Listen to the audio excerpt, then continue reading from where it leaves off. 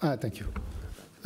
Bonjour Madame la Ministre, merci beaucoup. Je suis de Paris Europlace et merci beaucoup d'être aujourd'hui parmi nous. Cette session qui va être dédiée au financement, en fait, au nouveau PAC, et qui est un élément qui est important dans le cadre de cette InfraWeek, puisque nous invitons, comme vous le savez, en fait, des grands pays, notamment émergents, à parler infrastructure, financement des infrastructures et les grands projets d'infrastructure. Nous allons débuter cette session. Nous serons rejoints plus tard en fait, par les participants à la table ronde qui se termine sur les pays émergents, justement. Et également, sachez que la session est diffusée en live streaming et on devrait avoir une cinquantaine de participants à distance. Et pour tous les participants, donc pour avoir la présentation, donc il y a un QR code que vous pouvez de loin théoriquement choper et avoir la présentation sur votre téléphone. Merci Madame la Ministre, la parole est à vous.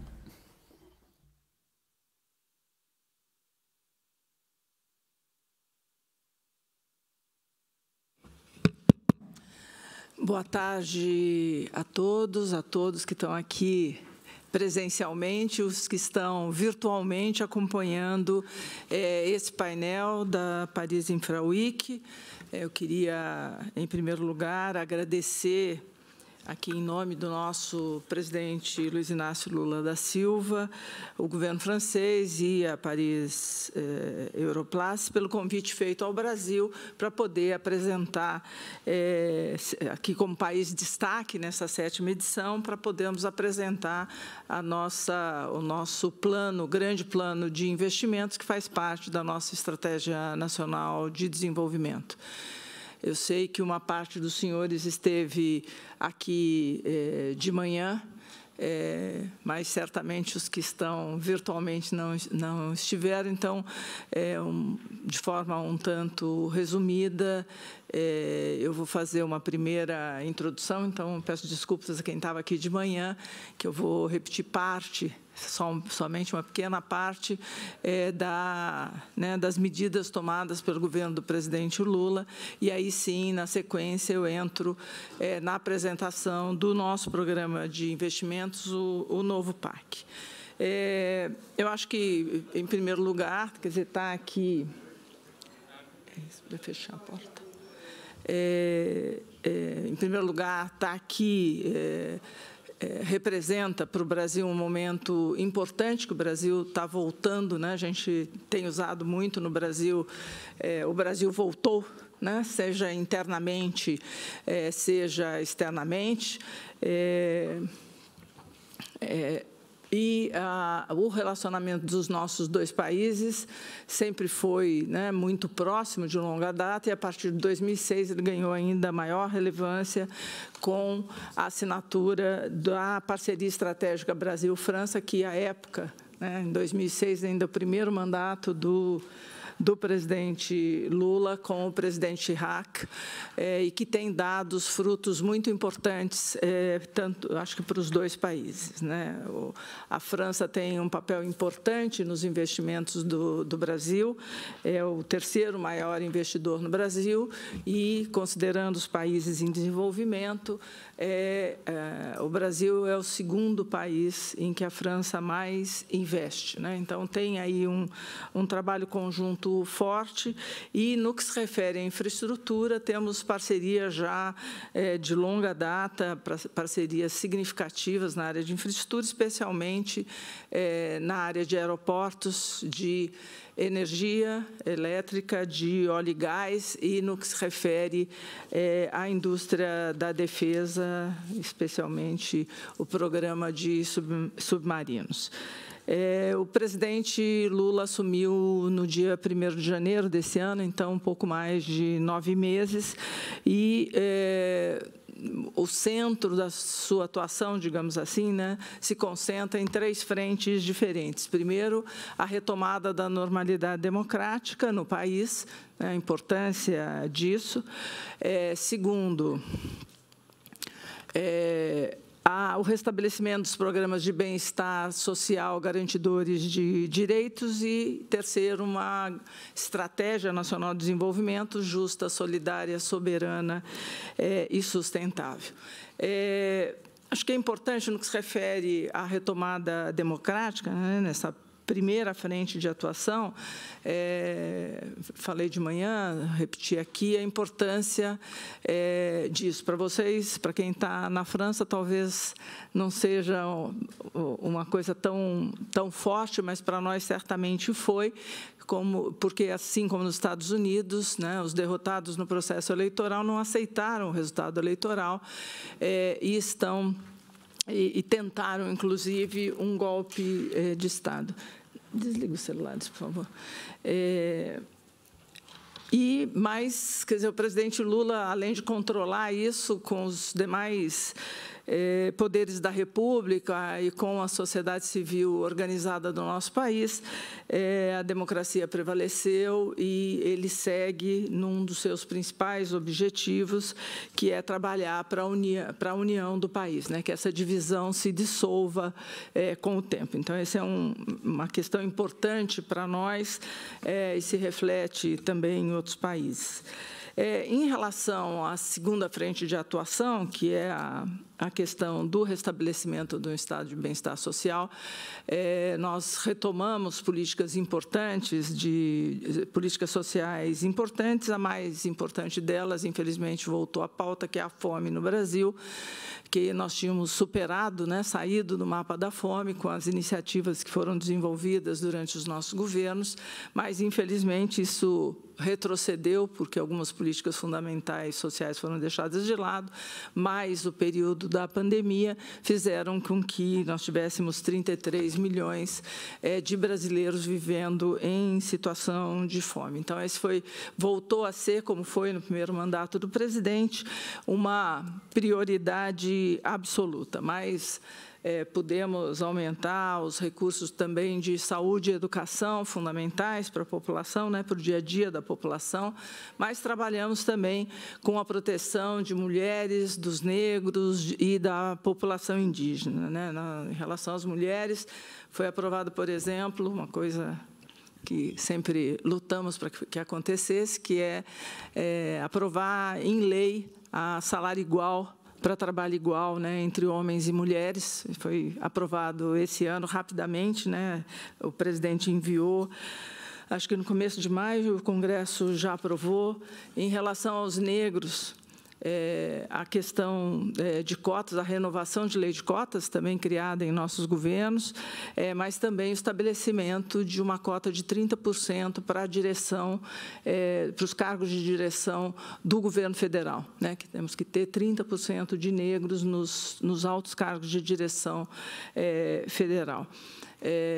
Tanto para um caso como para o outro, todas as políticas públicas, ao serem desenvolvidas, naturalmente acabam atendendo a esse público, né? Seja os programas de transferência de renda, seja os programas de saúde e educação. Quando você faz o recorte, você percebe que você está atendendo negros, os mais pobres e as mulheres, especialmente as mulheres pobres, chefes de família.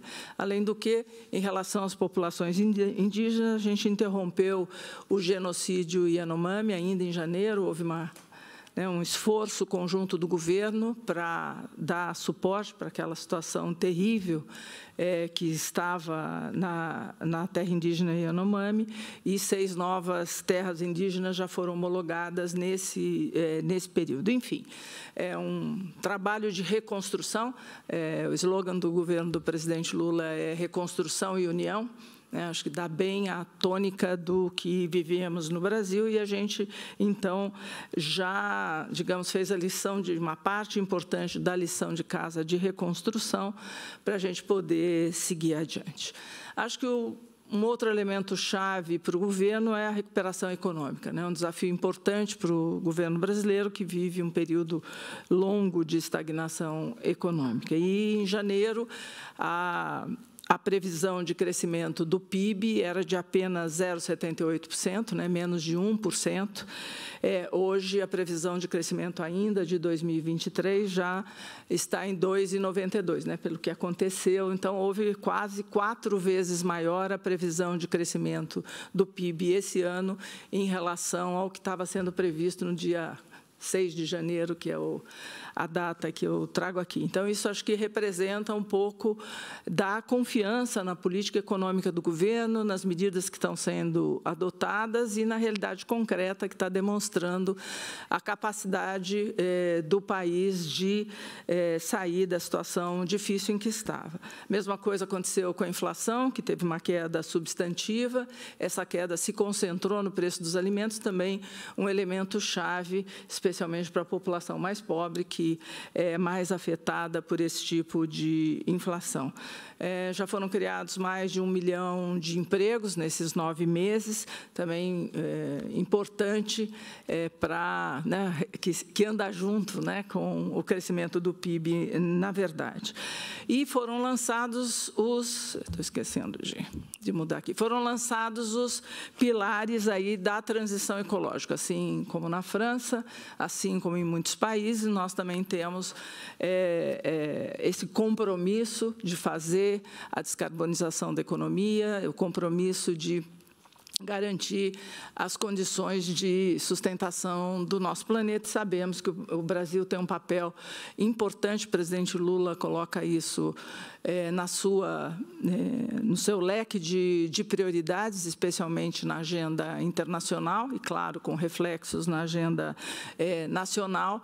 E esse é um dos elementos chaves, a gente vai ver, inclusive, em relação ao PAC. E vocês devem saber que, entre as metas de redução do gases de efeito estufa no Brasil, a redução do desmatamento da Amazônia é bastante importante, né? Ele representa um peso, não é à toa que nós batemos recordes de redução de gases de efeito estufa quando conseguimos, ainda no governo da presidenta Dilma, controlar o desmatamento da Amazônia. É importante dizer que a gente, nesses 9 meses, já conseguiu fazer com que o desmatamento na Amazônia caísse 50%, né? Uma queda grande, porque fomos capazes de retomar, apesar de todas as dificuldades, o papel dos órgãos de controle, sejam os órgãos policiais, sejam os órgãos ambientais, voltaram a cumprir o seu papel que tinha sido abandonado no último período. Além disso, o Brasil retomou, né, os seus compromissos feitos no âmbito do Acordo de Paris, que tinham sido revistos pelo governo anterior, né, tinham sido reduzidos, e o Brasil voltou a se comprometer com as metas originais, conforme foi previsto lá no fechamento do acordo. E nós estamos capitalizando tanto o Fundo da Amazônia quanto o Fundo do Clima para garantir os recursos necessários à transição ecológica. Além disso, o Tesouro Nacional lançou os títulos soberanos sustentáveis exatamente para captar recursos destinados à transição ecológica. Bem rapidinho aqui. O Brasil voltou internamente, o Brasil voltou também no cenário internacional. O Brasil assume agora em dezembro a presidência do G20 e parece que é certo, né? Só uma questão de formalização também em dezembro, na COP28, a definição que o Brasil sediará a COP30 em 25, e em Belém, né, no Pará, e pela primeira vez uma COP será feita na Amazônia, né, o que será um desafio enorme para nós, porque certamente gerará muito interesse uma COP sendo feita na Amazônia. À frente aí da agenda como à frente da presidência do G20, né, a agenda do Brasil vai ter 3 grandes prioridades, além daquelas que estão sendo definidas nos 13 grupos de trabalho que estão em funcionamento. Então, a inclusão social, a luta contra a fome e a desigualdade social, a promoção do desenvolvimento sustentável nas suas várias dimensões, econômica, social e ambiental, e uma reforma efetiva perspectiva da governança global para representar a atual geopolítica, né? A atual Conselho não faz essa representação. Além disso, a gente pretende, né, o Brasil pretende consolidar o grupo de trabalho que foi formado agora na Índia em setembro de empoderamento das mulheres, e a proposta do presidente Lula é criar 2 forças-tarefas de curto prazo para ter resultados rápidos. Uma aliança global contra a fome e a pobreza e uma mobilização global contra a mudança do clima. Né? Para ele, essas 2 questões andam juntas, e como eu já destaquei de manhã, o presidente Lula, aqui em Paris, há 3 meses atrás, na cúpula do novo Pacto Financeiro Global, falou, né, não é possível que numa reunião entre presidentes de países importantes a palavra desigualdade não apareça. Se não colocarmos isso com a mesma prioridade que a questão climática, podemos ter um clima muito bom, mas o povo continuar morrendo de fome em muitos países do mundo. Ou seja, essas coisas, do ponto de vista do Brasil, precisam andar juntas.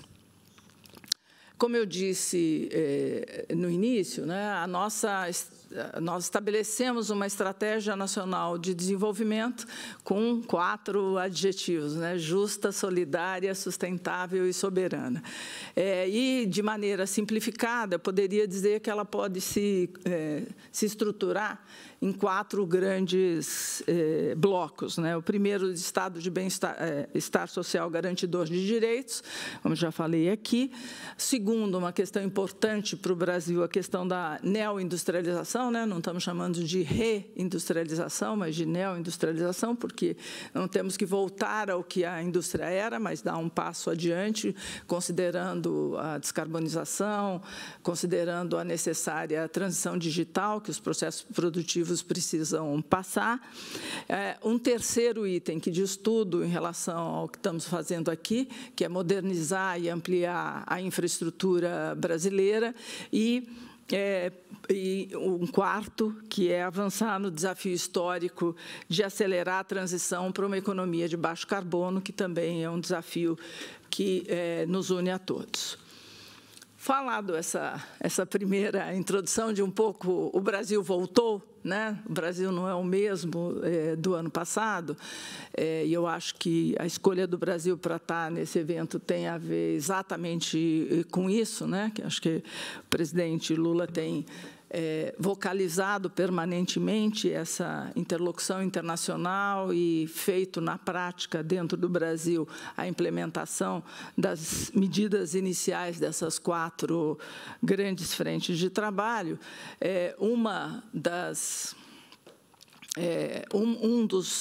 dos pilares aí é a questão da infraestrutura. E, por isso, agora, em agosto, o presidente Lula lançou um grande plano de investimentos, o chamado Novo PAC, Plano de Aceleração do Crescimento, que tem como objetivo promover a infraestrutura econômica, social e urbana, não só econômica, né? Aqui, uma preocupação muito importante de garantir também condições do desenvolvimento da infraestrutura social e urbana.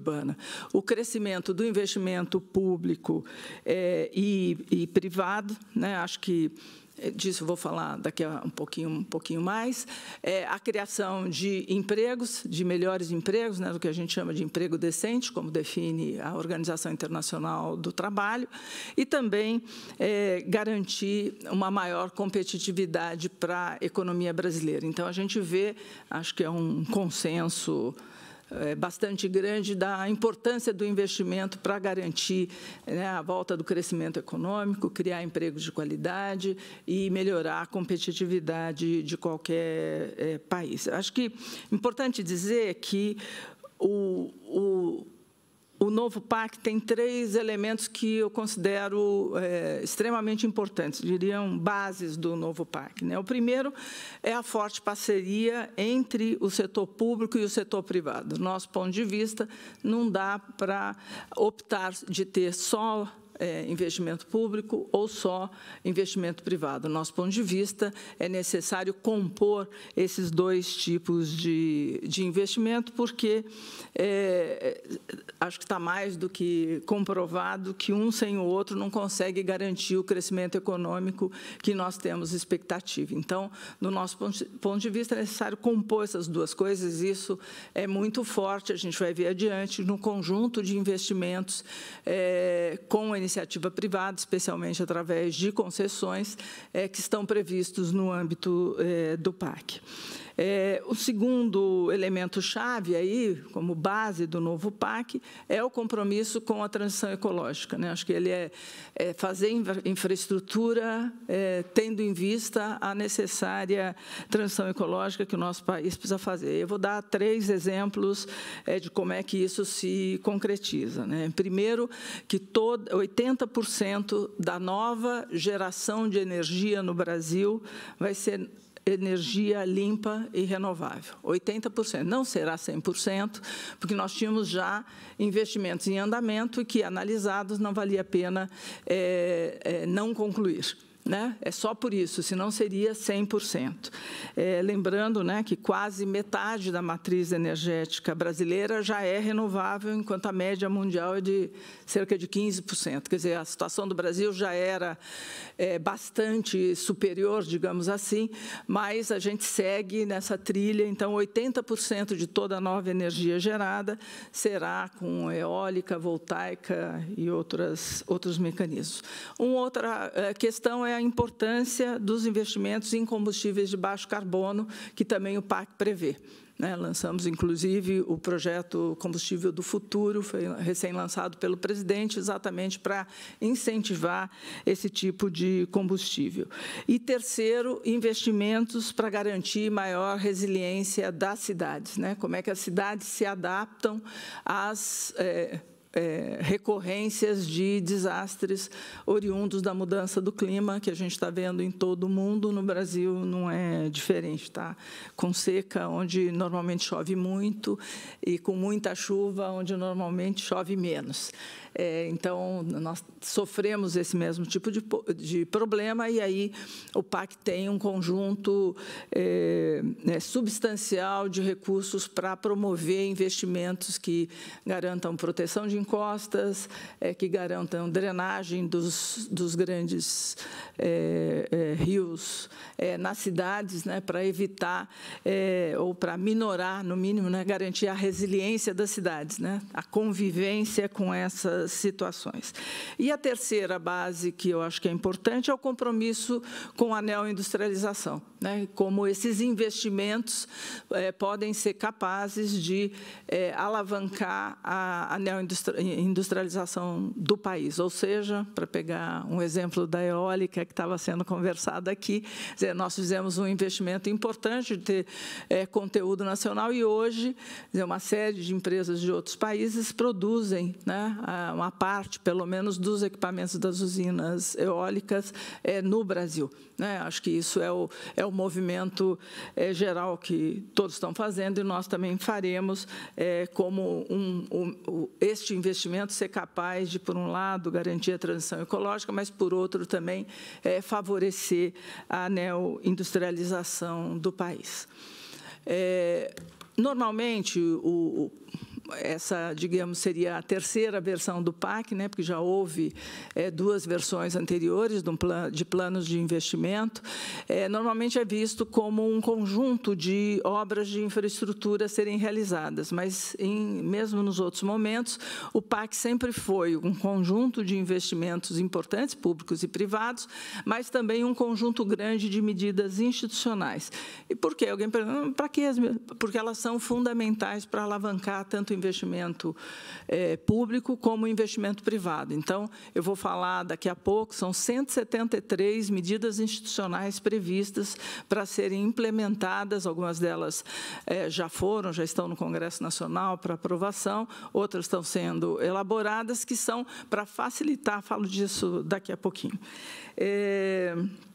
Então, acho que esse é o importante. O PAC prevê até 2030 2026, um pouquinho depois, 347 bilhões de dólares, dos quais 126 bilhões investidos pelo setor privado, 76 bilhões do orçamento do governo federal, 74 bilhões de financiamento, especialmente aí dos bancos públicos, e 71 bilhões das companhias estatais. Desses 71 bilhões, cerca de 90% são relativos a investimentos da Petrobras, né, a companhia petrolífera do Brasil.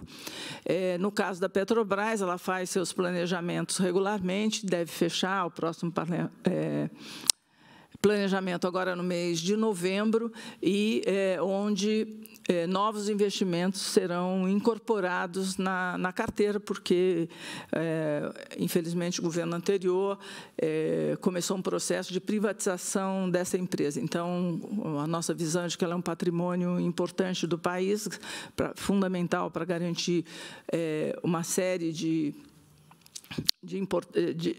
garantir investimentos capazes de gerar crescimento econômico no país, e, por isso, nós vamos retomar investimentos em refinarias, enfim, um conjunto de novos investimentos que deve, portanto, aumentar esse valor quando a Petrobras atualizar o seu plano estratégico, que deve ocorrer agora em novembro. O PAC tem 9 eixos diferentes, né? Então, ele tem transporte eficiente e sustentável, então, rodovias, ferrovias, portos e aeroportos, tem cidades sustentáveis e resilientes, então, tem mobilidade urbana, habitação, saneamento, prevenção a desastres naturais, resíduos sólidos, enfim, as questões relativas à infraestrutura urbana. Tem a questão de segurança e transição energética, então, geração, transmissão de energia elétrica, petróleo e gás, tem educação, ciência e tecnologia, saúde, água para todos, né, a garantia de água tanto na área urbana quanto na área rural, a inclusão digital e a conectividade, e a infraestrutura social inclusiva e a inovação para a indústria da defesa. Como eu já havia falado antes, temos uma parceria importante, parte desses 11 bi se referem tanto ao projeto submarinos, como também de helicópteros, ambos feitos com parcerias com empresas francesas. A previsão é de criação de 4 milhões de postos de trabalho com os investimentos do PAC. 2,5 milhões deles diretamente nos empreendimentos do PAC e 1,5 milhão de forma indireta, no fornecimento de produtos, enfim, de serviços e etc. Como eu tinha dito, né, uma parte importante do PAC são as medidas institucionais para garantir a execução dos empreendimentos, tanto pelo setor público quanto pelo setor privado. Então, a gente pode dividir estão todas elas lá no site do novo PAC, mas a gente pode dividir em 5 grandes blocos aí essas medidas. Primeiro, o aperfeiçoamento da regulação, né, dos vários modelos regulatórios das várias áreas, mas também do licenciamento ambiental, inclusive dando maior eficiência para as nossas agências reguladoras. No segundo bloco, as iniciativas aí de incentivo à transição ecológica. Já falei um pouquinho lá no começo sobre isso, como várias medidas relacionadas à infraestrutura serão importantes, por exemplo, a troca da frota de veículos do transporte urbano ou mesmo do transporte de carga tem um papel importante também, bastante abaixo do desmatamento da Amazônia, mas ainda substantivo para valer um investimento nesta direção. Um terceiro bloco é a questão da expansão do crédito e de iniciativas econômicas. A quarta, um aperfeiçoamento dos mecanismos de concessão, aí, entre muitas outras coisas, uma preocupação especial com o aperfeiçoamento dos sistemas de garantia do setor privado para tomar financiamento, né, que é um gargalo importante na estrutura de crédito no Brasil, né, de como as empresas podem apresentar garantias para tomar financiamento. E, por fim, as medidas relativas a planejamento, monitoramento e compras públicas, né? Mais detalhes sobre isso a gente tem lá no site, acho que não cabe aqui a gente ficar entrando em detalhes. Daqui em diante, eu começo um pouco a apresentar, né, o bloco de parcerias com o setor privado, representado especialmente nas concessões que estão previstas já para um próximo momento, né, especialmente em rodovias, em ferrovias, em portos e em energia. Eu destaquei aqui aqueles de maior impacto, digamos assim. No caso de rodovias, acho que eu já falei de manhã também, antes de passar aqui para rodovias, nós temos já 27 empreendimentos que são conduzidos, de concessão, que são conduzidos por empresas francesas do Brasil. Né, na área, como eu já disse, a Vinci, a Total, a Engie, a Voltalhar, EDF, Sadenco e Timac, né, com mais destaque, representando um pouco essas áreas que eu tinha citado como importantes, né, além da questão de defesa que eu também já citei. No caso de rodovias, então, nós temos, entre 2023 e 2025, já temos programado 16 bilhões de investimento em leilões de concessão de cerca de 8 mil quilômetros de rodovias em todo o país. Além disso, nós temos estudos sendo elaborados ou já em elaboração ou a iniciar de outros 21 lotes com quase 14 mil quilômetros de rodovias a serem concedidas, como concessão pura ou uma parte, especialmente desses estudos, podem se transformar em PPPs, né, com participação do setor público a participação direta do setor público junto com o setor privado. Então, para nós, esse conjunto grande de quase 14 mil quilômetros é muito importante para dar previsibilidade ao setor privado, né, que a gente tem para os próximos 3 anos, mas nós estamos já com o pipeline continuando aqui com um conjunto grande de estudos que devem se transformar em concessões ainda em 25 e nos anos subsequentes.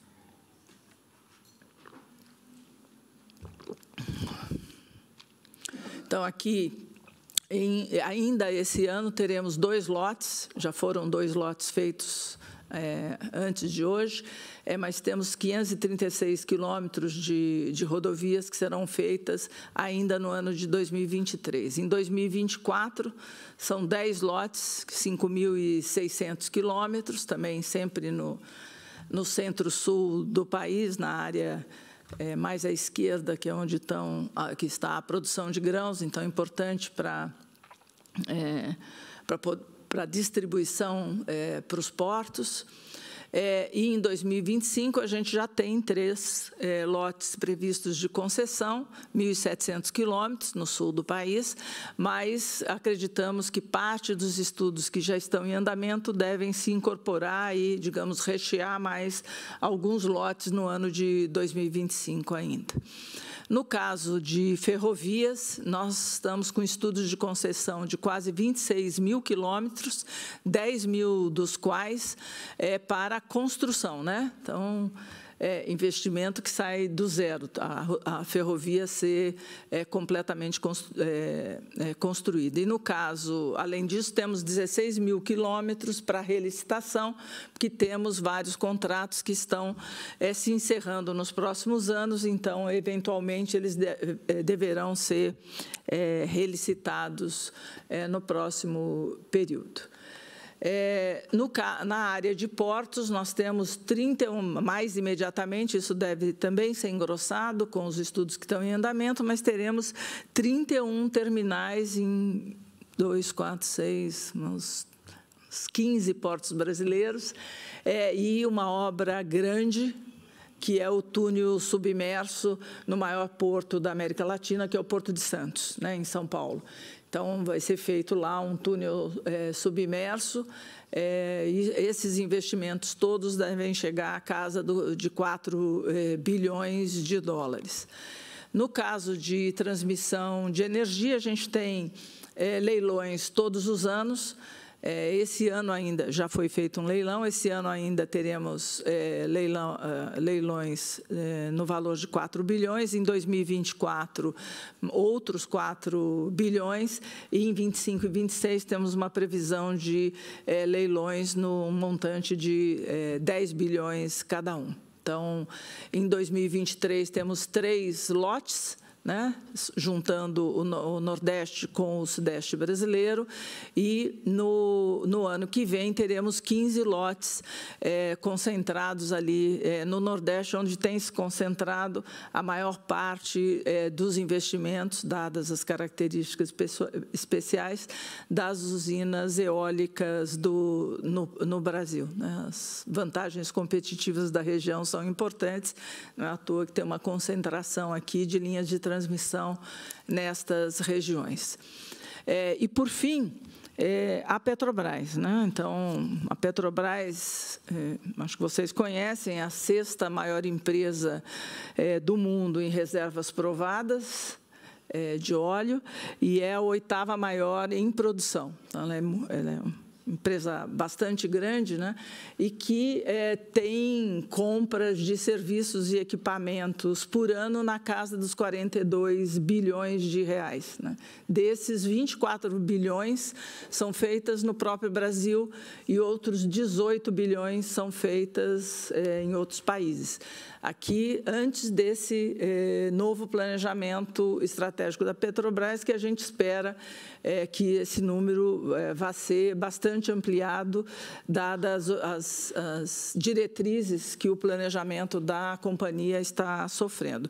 E desses 18 bilhões, se concentram, né, essas compras feitas no exterior pela Petrobras se concentram nessas 2, 4, 6, 7 áreas, acho: plataformas de produção de petróleo, afretamento de sondas e produtos para poços de exploração de petróleo, né, os sistemas submarinos, softwares e sistemas de tecnologia, afretamento de embarcações de apoio de aeronaves e equipamentos para operação e manutenção das plataformas. Ou seja, aqui também um conjunto importante de parcerias que podem ser feitas com a Petrobras. A Petrobras vai lançar, inclusive, usinas solares offshore, eólicas offshore, né? Ela já está com um plano de botar isso na rua, de se transformar, né? De ir progressivamente se transformando numa empresa de energia mais global e não apenas de petróleo e gás. Então, ela começa a trilhar esse caminho, e isso deve se refletir nos investimentos da companhia no próximo período e, portanto, na necessidade de parceria, seja para internalizar a produção no país com parceiros estratégicos, seja para compra direta ou afretamentos no exterior. Me pediram para ser um tempo não grande demais, então eu não trago tantos outros detalhes do PAC, que tem um número imenso de detalhes, de áreas, como eu mostrei, 9 eixos diferentes. Aqui está o site do PAC na internet, onde há um conjunto outro de informações, e nós estamos, claro, à disposição e certamente querendo conversar com os interessados em ser parceiros do Brasil nesse esforço de melhorar a infraestrutura do Brasil, mas também conduzir esse processo de ir para uma economia de baixo carbono, de fazer a transição ecológica e de neoindustrialização do nosso país. Obrigada pela atenção de todos.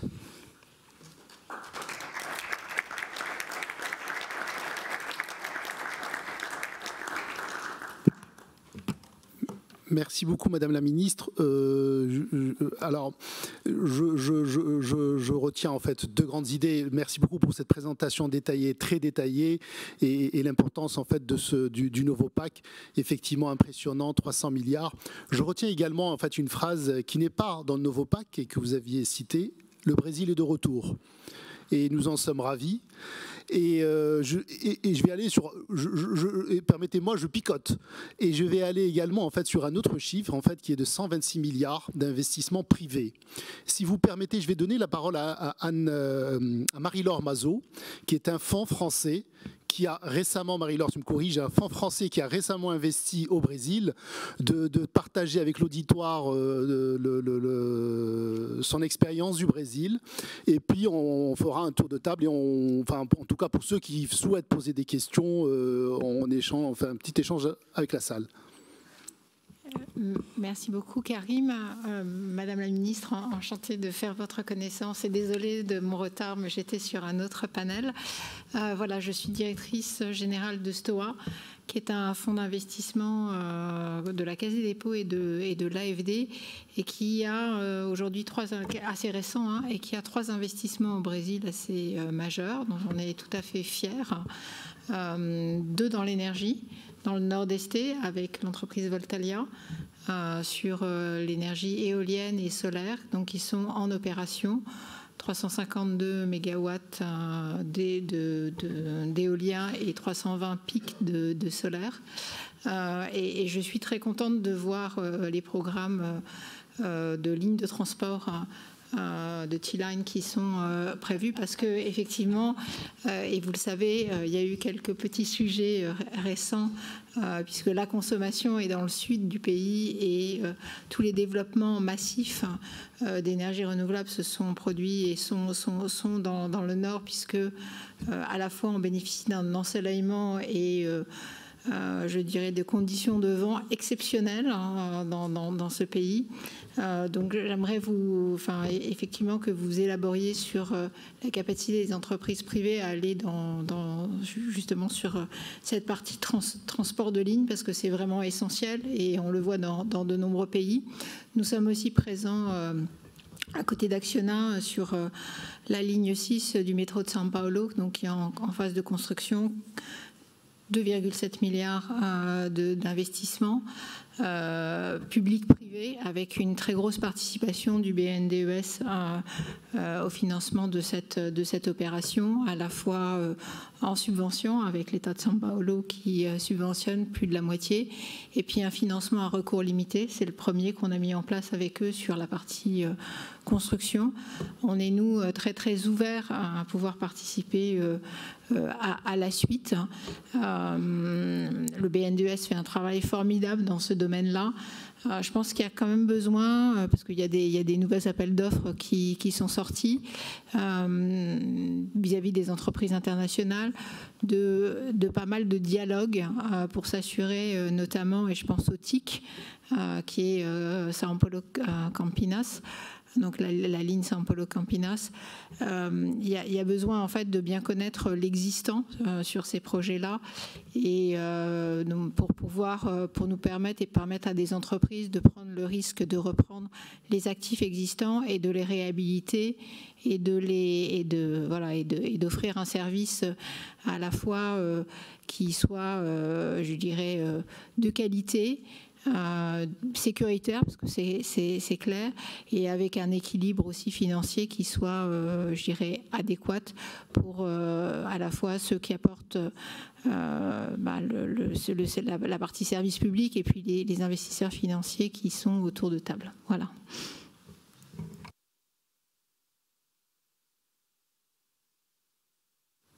Merci beaucoup, Marie-Laure. Madame la Ministre. Muito obrigada, Marie. É importante saber que vocês já estão trabalhando com o Brasil, aparentemente de maneira mais recente. Quero dizer que o Brasil espera que vocês sigam fazendo mais investimentos no Brasil. Percebo o conhecimento que você tem da realidade brasileira, especialmente daqueles investimentos com os quais vocês estão lidando mais diretamente, mas dizer que, no âmbito do PAC, né, nós temos uma... não era o caso de colocar aqui, mas já que você levantou, um monitoramento muito fino do que está previsto de ser feito. Porque a gente acha que é a única maneira, de fato, as coisas saírem. E isso inclui a rede de bancos públicos do Brasil. O BNDES, evidentemente, é um dos principais, especialmente dos investimentos de grande monta. E essa articulação é que permite que a gente tenha uma linha direta mesmo para que os problemas vão sendo identificados e resolvidos com rapidez. Eu comecei a rir quando você falou das linhas de transmissão do Nordeste, porque o ministro Rui Costa, da Casa Civil, foi governador da Bahia, e a primeira coisa que ele chegou, ele pegava o pessoal de Minas Energia. Cadê as linhas de transmissão? Cadê o leilão? Então, nós já fizemos esse ano o primeiro leilão de linhas que deviam ter sido leiloadas anteriormente, exatamente para garantir essa capacidade de transmissão da energia gerada para as áreas de maior consumo, que é fundamental. Então, isso está já em andamento. A nossa experiência é que há, sim, capacidade de execução dessas linhas. Nós fizemos, em função, o Brasil teve, em 2001, um problema sério de energia elétrica, fundamentalmente por não ter uma estrutura grande de linhas de transmissão. Tinha energia que podia ser gerada em determinadas regiões do país que não tinha como ser transferidas. Então, nos governos do presidente Lula e da presidenta Dilma, nós fizemos um trabalho grande de interligação do sistema nacional, que permitiu que isso hoje esteja muito mais sob controle, mas o montante de recursos nessa área demonstra que nós temos ainda muitas linhas a serem feitas para garantir a distribuição da energia a ser gerada, especialmente no caso de eólica e voltaica, que realmente se concentra no Nordeste do país. Acho importante você ressaltar a necessidade do diálogo. O presidente Lula é o senhor diálogo, né? Ele se construiu como uma persona política, exatamente como um negociador no sindicato. E isso ele carrega a vida toda. Eu tive... desde da transição para o primeiro mandato dele, né? Ou seja, antes dele tomar posse ainda, até a hora que a presidenta saiu, e agora que ele voltou, eu estou lá de novo. Então, acompanhei todo esse período, e todas as vezes que nós desenhávamos alguma política estruturante, ele já falava. Já falaram com os governadores, já falaram com os prefeitos, enfim, já falaram com os interlocutores do setor da construção civil, que vai ser parceiro nesse projeto, enfim, esse é o tom desse governo, esse é fundamental, e gostaria de explicitar que estamos completamente à disposição para os esclarecimentos necessários para os interessados em fazer novos investimentos no Brasil. É muito, vocês devem imaginar, muito difícil sair do Brasil, vir para cá, ficar o número de dias necessário, mas fazemos exatamente pela importância que isso tem para o país e por essa lógica do presidente de diálogo. A Marie cita também os investimentos em mobilidade urbana, o metrô em São Paulo ou o TIC, que é o trem entre São Paulo e uma outra cidade de cerca de 1 milhão de habitantes, ainda em São Paulo, que é Campinas, né, um trem de passageiros, no caso, não é trem de carga. O TIC está no PAC, né, e o BNDES financiará a sua execução. Então, essa deve ser colocada rapidamente em licitação as obras do trem de passageiros São Paulo-Campinas. Acho que consegui me relacionar com as principais questões levantadas por Marie. Obrigada.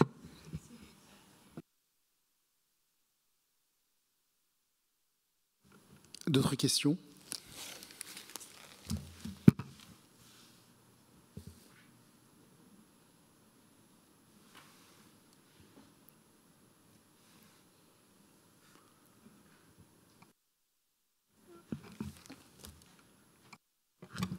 Bom dia, eu vou falar em português. Eu me ocupo do desenvolvimento de rodovias, da concessão de rodovias no Brasil para a Vinci, que agora entrou em concessão de rodovias no estado de São Paulo. Queria perguntar, você falou do compromisso com a transição ecológica neste novo PAC, como um pilar que é essencial para o desenvolvimento do Brasil.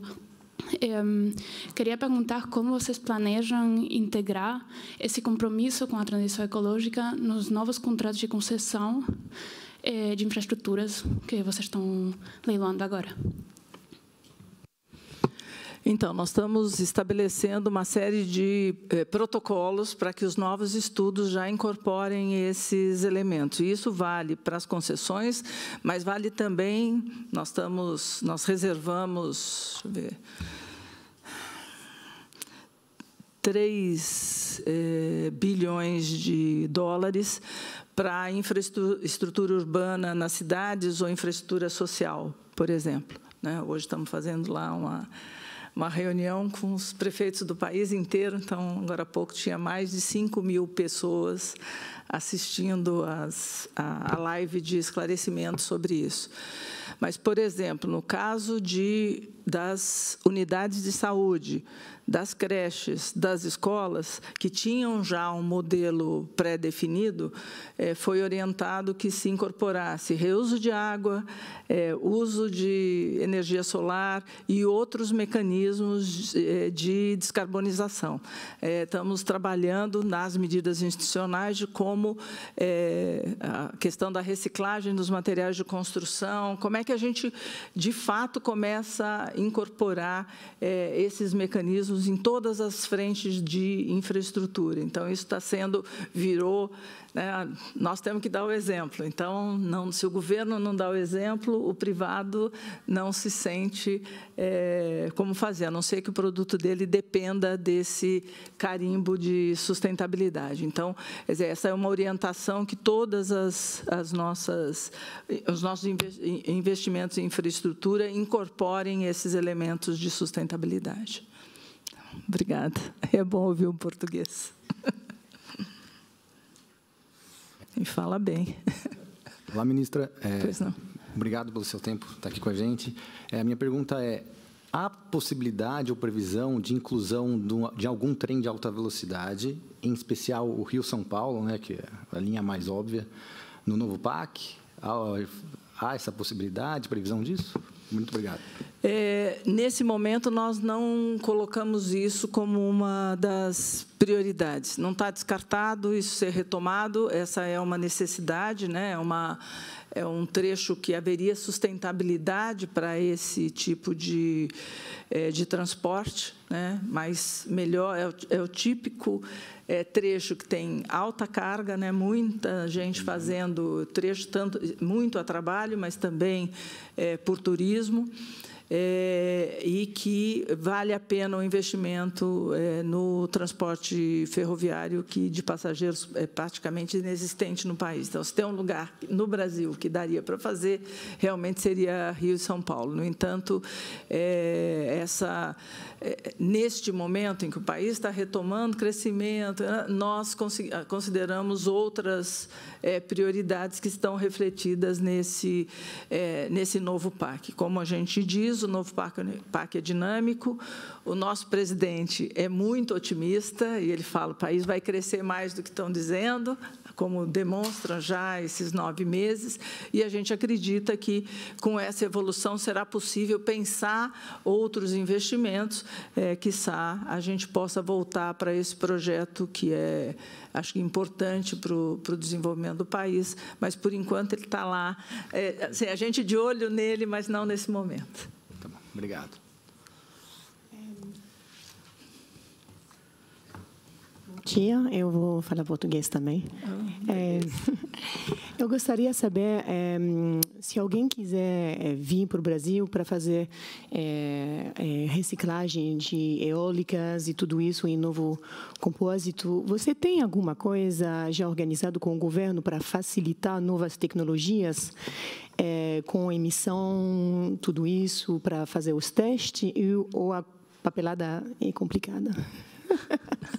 Eu não sou diretamente da área ambiental. No entanto, no conjunto de medidas institucionais que estamos estabelecendo, aquelas 173, uma das coisas é exatamente trabalhar a questão da reciclagem, né? Então, de maneira ampla, não especificamente de eólica, não está lá isso, mas evidentemente que ela é um dos muitos elementos que precisam ser considerados quando eu penso em reciclagem de materiais, em economia circular e etc. Então, certamente a área ambiental terá interesse de conversar para, inclusive, regular, porque provavelmente não temos uma regulação a respeito, por ser digamos, uma fronteira nova, né, porque é uma tecnologia nova, mas certamente faz parte do nosso, quer dizer, do nosso interesse avançar na questão de reciclagem em geral e, portanto, ter isso. Acho que se puder deixar o contato, a gente teria condição de fazer aí a relação com as pessoas que tratam diretamente disso no governo brasileiro. Muito obrigada.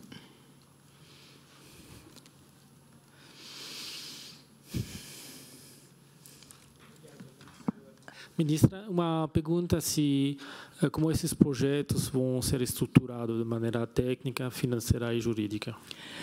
Acho que essa é uma questão chave. Estava conversando, esqueci teu nome, do Banco Mundial. João Sabino. João Sabino, do Banco Mundial.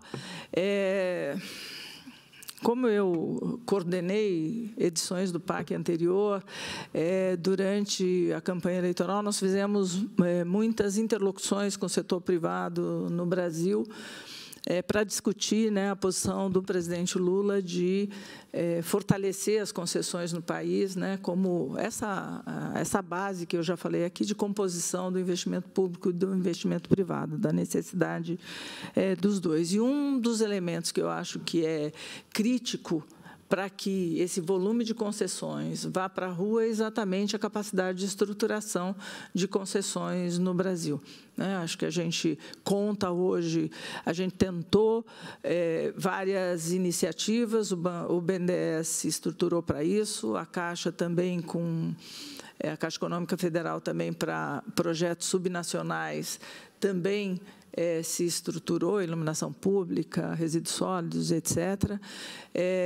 O IFC do Banco Mundial tem sido um braço importante no caso de rodovias, ferrovias, especialmente, aeroportos, mas esse me parece que é caminho crítico para o nosso trabalho. Então, uma das medidas institucionais previstas lá é aumentar a capacidade de estruturação desses projetos nas suas várias dimensões, econômica, jurídica, etc., ambiental. Então, acho que para botar de pé esse conjunto de investimentos, esses que já estão com leilão marcado, eles são estruturações que já estão em andamento. Então, dependem, digamos, menos de um reforço nessa estruturação de projetos.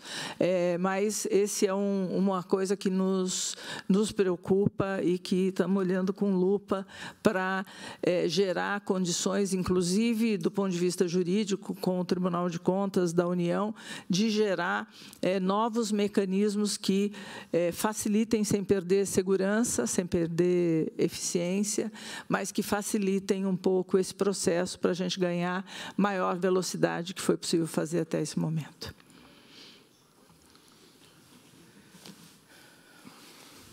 Ministra, parabéns pela apresentação.